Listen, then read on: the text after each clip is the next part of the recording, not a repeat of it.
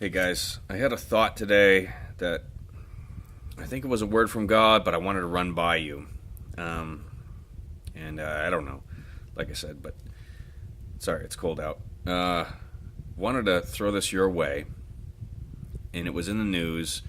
It's this Turpin family, the garbage family that the parents were abusive dicks.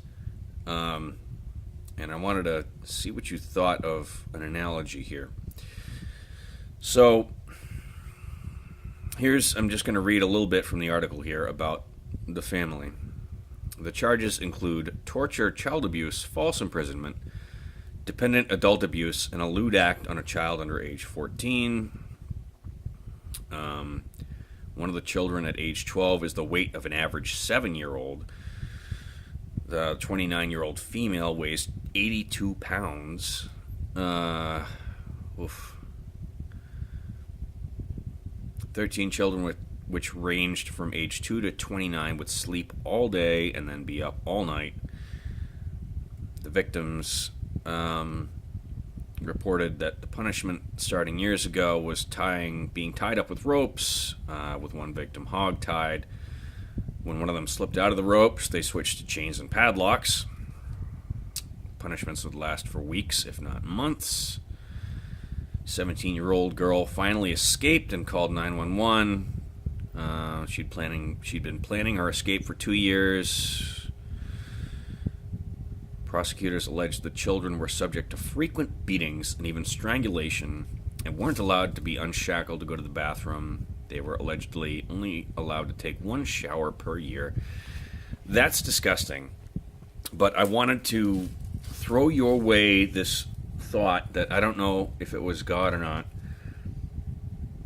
But I felt like I read that today in its entirety, and I thought, I felt like God was saying that this is a forerunner, if not a representation, a symbolic representation of what's about to happen with North Korea. And I invite your thoughts on this. It certainly lines up with the horror with which they treat their own people, and the defectors that run out begging for help, like calling 911. They finally escape, and it's like you can only imagine the horror that goes on there.